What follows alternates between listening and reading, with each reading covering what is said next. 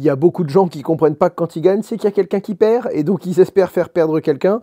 Juste, est-ce que vous avez découvert les cryptos avec moi ou avec autre chose? Je suis curieux. On me dit depuis des années qu'il y a plein de choses qui arrivent sur Cardano, j'ai jamais rien vu. Salut Asher, envisages-tu de réallouer tes EGLD vers autre chose?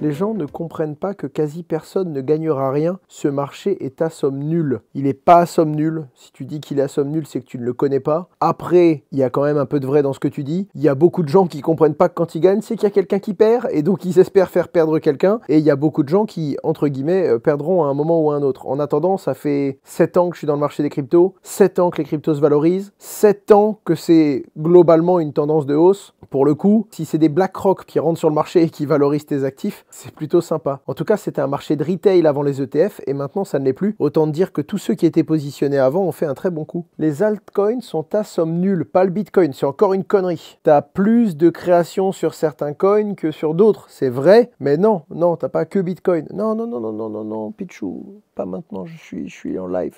Je parlais au chat, hein. APW, concurrent de Pendle, tu penses, ah ouais, carrément, pense comme ça. Quoi de cette narrative de tokenisation? Je pense qu'elle a une utilité à partir du moment où des gens sont prêts à le faire. Je pense que c'est également utile de pouvoir échanger les points que tu farmes contre de l'argent et vice-versa. Maintenant, je pense qu'il n'y aura pas 70 projets là-dessus parce qu'à un moment, tu as une ou deux plateformes qui sont utiles et c'est tout, quoi. Salut Asher.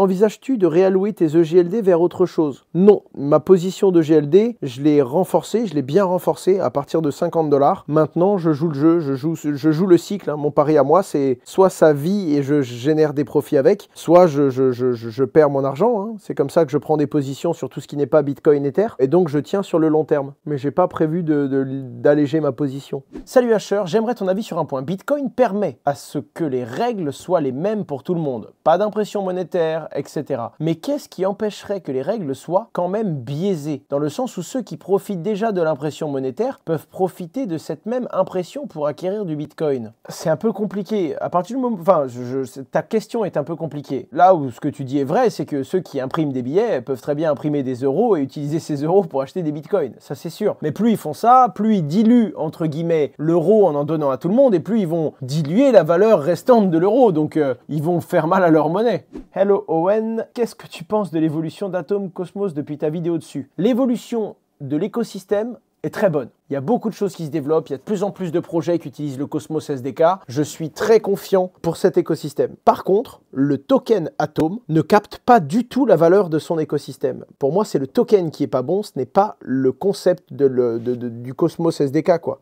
Alors, Rio, UBXS, je connais pas trop. Par contre, BitTensor, j'ai vraiment fait du profit. Je vais aller jeter un coup d'œil. BitTensor, j'en ai acheté vraiment bas, les gars. Mes deux gros coups, là, récents, c'est BitTensor et Coinbase. C'est les deux trucs sur lesquels j'ai vraiment réussi à m'en sortir bien. BitTensor, j'en ai acheté à 260 $. Il y a quoi? Même pas 2 mois. Mais je dois avouer que à 400 $, j'en ai revendu, à 490, j'en ai revendu, et j'en ai revendu à un peu plus de 550 cette semaine. Il doit me rester un quart de ma position parce que je m'attendais pas à faire un profit aussi violent et rapide sur cet actif, quoi. Owen, pourquoi pas hold TAO? Parce que quand j'achète une crypto-monnaie pour gagner de l'argent, quand j'arrive à un certain stade de profit, je l'enregistre. Systématiquement, toujours. Et j'ai toujours fait ça. Donc si jamais je pense qu'il y aura un meilleur prix d'achat, je le rachèterai plus bas. Et sinon, j'en ai gardé un petit peu. Mais je l'ai acheté à 250 parce que je pensais que c'était un bon prix d'entrée. J'ai réussi à le revendre 450 quelques jours après. Je sais prendre mes bénéfices. J'ai toujours été un petit gagnant, mais c'est comme ça que j'arrive à développer mon portefeuille sur le long terme. Pourquoi tu tapes toujours sur Cardano alors qu'Ethereum commence à avoir la même roadmap? En fait, c'est pas que je tape sur Cardano, c'est que on me dit depuis des années qu'il y a plein de choses qui arrivent sur Cardano, j'ai jamais rien vu. Donc je sais pas, il y a peut-être des trucs, hein, mais je peux te citer un swap sur Multiversix, sur Solana, sur Avalanche, sur Algorand, sur Ether, sur Cardano, je peux pas t'en citer un. Je peux te citer une plateforme de lending sur Solana, sur... bref, je vais pas le faire pour tout, mais je ne peux pas vous donner un seul projet, un seul token, un seul usage sur Cardano. Donc, je vais pas taper dessus. À partir du moment où ils sont 10e coin market cap, le truc vaut 14 milliards, c'est qu'il y a vraiment des gens qui aiment et des gens qui investissent dedans. Mais je suis simplement pas capable de vous dire à quoi ça sert. Alors, me dire... Ouais, pourquoi tu tapes sur Cardano et pas Ether alors qu'ils ont la même roadmap? Comment ça, ils ont la même roadmap? T'as pas remarqué qu'Ether, il est un peu plus utile utiliser quand même. Qu'il y a des layer 2 qui sont basés dessus. J'ai jamais vu une layer 2 sur Cardano. Puis il y a des outils. Il n'y a pas d'outils sur Cardano. Enfin, je sais pas. Cardano, c'est un mystère pour moi. Je sais pas. Ouais, ça se disait Ether Killer à l'époque. Je vous le rappelle, les amis, vous êtes libre de ne pas le faire, mais vous pouvez aussi vous abonner. Ça rend plus heureux. Ça ne vous coûte toujours rien. Vous prenez votre souris comme ça. Il y a un clic gauche ici. Et que vous soyez sur Twitch ou sur YouTube, il y a un bouton. Alors sur YouTube, c'est s'abonner. Sur Twitch, c'est follow. Mais je vous fais confiance. Vous allez réussir à aller au bout de ce process tout seul. 2300 €, tu prendrais quoi comme crypto ? 2300 €, qu'est-ce que j'aurais fait? Premièrement, n'essaye pas d'aller choper la plus petite crypto du marché et t'exposer sur 25 small caps que tu ne suivras pas, dont tu ne connaîtras rien et dont il y a des informations que tu n'as pas qui font que certaines personnes vont gagner alors que d'autres, moins informées, notamment probablement toi, vont perdre. Je te conseille donc de t'exposer à des cryptos qui vont représenter ce marché dans son ensemble et essayer de tenir ta position longtemps. En gros, t'éloigner du trading et te rapprocher de l'investissement en bon père de famille. Pour ça, essaye d'avoir un investissement qui est plutôt diversifié.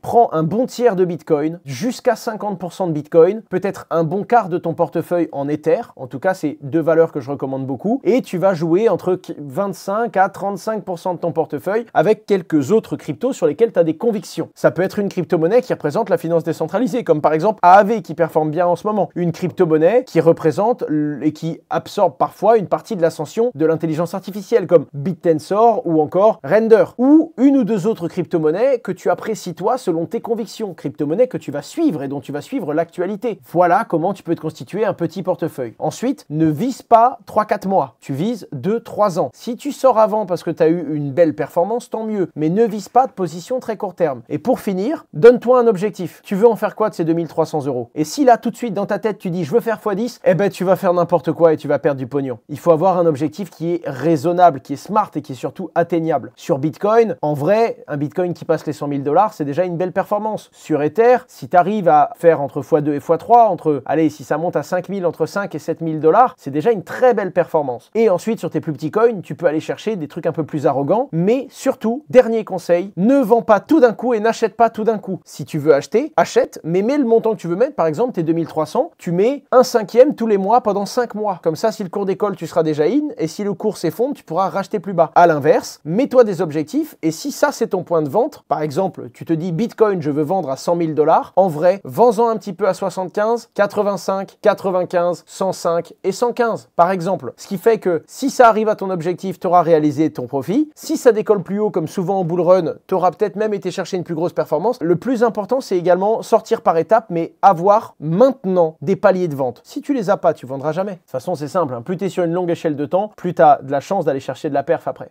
Juste, est-ce que vous avez découvert les cryptos avec moi ou avec autre chose? Je vous lance le sondage là sur Twitch. Je suis curieux. Je veux juste avoir une idée. Est-ce que c'est, je sais pas moi, 10% ou un quart des gens qui sont là ou un tiers, j'en sais rien. À peu près 30%. 30% des gens via moi et 70% via d'autres choses. C'est quand même beaucoup, je suis content. Hein. Vous pouvez genre en 2 mots dire comment est-ce que vous avez découvert ça. Genre soit le nom d'un créateur, soit le nom d'une plateforme, soit une pub si c'est une pub, qu'on puisse voir en gros en une petite ligne, pas mettre 25 mots. Comment avez-vous découvert les cryptos? Ah, il y a quand même beaucoup de un pote, hein. Silk Road, Darknet, Faucet. Putain, les Faucet. Oh, je faisais du pognon avec les Faucet. Hein. J'étais arrivé à un moment, je faisais 200 € par jour en étant étudiant juste avec des Faucet, putain. Silicon Valley, Sorare, Amixem et toi, Swissquote, par un ami, ma mère, World of Warcraft, comment c'est possible? Pub Internet en 2019 sur IRC. Ah ouais. Ta vidéo sur un Ponzi que tu... Ah, BitConnect. BitConnect!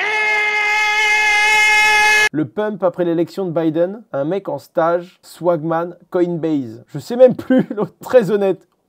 Aucune idée. Clash of Clans, comment ça Clash of Clans? Les rencontres Tupperware du samedi. Owen, moi c'est trop drôle, ma prof d'économie a parlé à sa classe quand le Bitcoin était à 300 $, c'était en 2016. Et j'étais le seul à m'en intéresser à l'époque de toute la classe, et j'en suis là. Bah écoute, et du coup, de quelle couleur est ta Porsche?